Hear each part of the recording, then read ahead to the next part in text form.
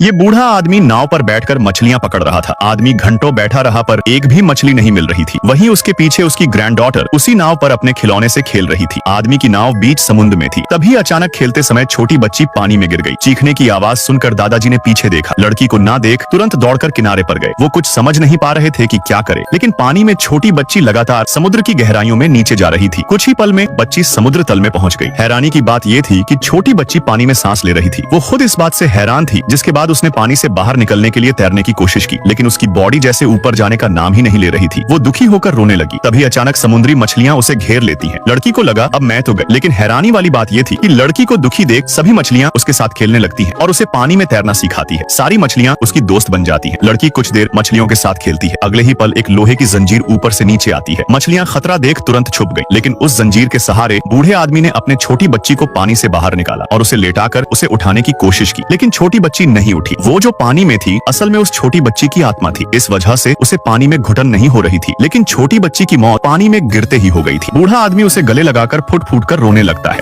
इस भेड़िए के बच्चे की आंख सूरज की तेज रोशनी पड़ने पर खुलती है। बच्चा सूरज की लाल किरणें गुफा में आता देख वो बाहर जाने की कोशिश करने लगा। तभी उसकी माँ उसे उठाकर अंदर ले जाती है, लेकिन बच्चा फिर से दोबारा गुफा से बाहर जाने लगता है और वो पहली बार अपने घर से बाहर कदम रखता है। बच्चा प्रकृति की चीजों को देख हैरान था। तभी उसे एक नेवला दिखाई देता है। बच्चा तुरंत उसका पीछा करने लगता है, लेकिन नेवला भागते हुए बिल में घुस जाता है और भेड़िए का बच्चा उसके बिल में जाने की कोशिश करने लगता है, लेकिन उसे नहीं पता था कि उसके ऊपर एक खतरा मंडरा रहा है। बच्चे ने सिर्फ 2 कदम पीछे किया। अगले ही पल नेवले के वजह से बच्चा एक चील के वार से बचता है। चील के टकराने के वजह से बच्चा पहाड़ के ढलान से वो नीचे की तरफ गिरने लगता है, जो सीधे एक नदी में चला जाता है। बच्चा बाहर निकलने की बहुत कोशिश करता है, लेकिन उसकी हर कोशिश उसे पानी में डुबाने लगती है। बच्चा पानी की गहराइयों में जा रहा था। तभी उसकी माँ उसे बचा लेती है। हैरानी की बात यह है कि पानी की गहराई सिर्फ 8 इंच थी। जिसके बाद दोनों जंगल में शिकार की तलाश में आगे बढ़ने लगते हैं। उन्होंने एक जंगली मुर्गों का झुंड देख लिया था। दबे पांव माँ ने एक मुर्गे का शिकार कर लिया, लेकिन बच्चा सिर्फ उछलता रहा। सामने से एक और खतरा आ रहा था। नेक्स्ट पार्ट के लिए कमेंट करें। ये एक अजीब हिरन है जो मांस खाता रहता है, जिसने सभी शेरों को अपना गुलाम बना रखा है। हिरन सिर्फ अपना हुक्म चलाने के लिए हर रोज वो दूसरे हिरणों का मांस खाता है, ताकि शेरों पर दबदबा बना रहे। हैरानी की बात ये थी कि अपने रूम में जाते ही उसे उल्टियां होने लगती हैं। तभी उसका मैनेजर उसकी हालत खराब देखकर उसे खाना खाने के लिए हरी सब्जियां लाता है। ये देखकर हिरन सोचता है कि ये शेर मेरा मजाक बना रहा है, लेकिन शेर उसे समझाने की कोशिश करता है कि मैं अपनी काबिलियत के दम पर यहाँ का मैनेजर हूँ और आप अपने दम पर यहाँ के बॉस हैं। सामने हरी सब्जियों को देख वो शांत पड़ जाता है, क्योंकि वो मांस खा खाकर थक चुका था। तभी वहाँ दूसरा शेर अंदर आता है और कहता है बॉस के मीटिंग का टाइम हो चुका है। फिर हिरन मीटिंग के लिए बाहर चला जाता है। हैरानी की बात ये थी कि दूसरा शेर हिरन के जाते ही अपना रंग दिखाने लगता है और पहले शेर से कहता है एक हिरन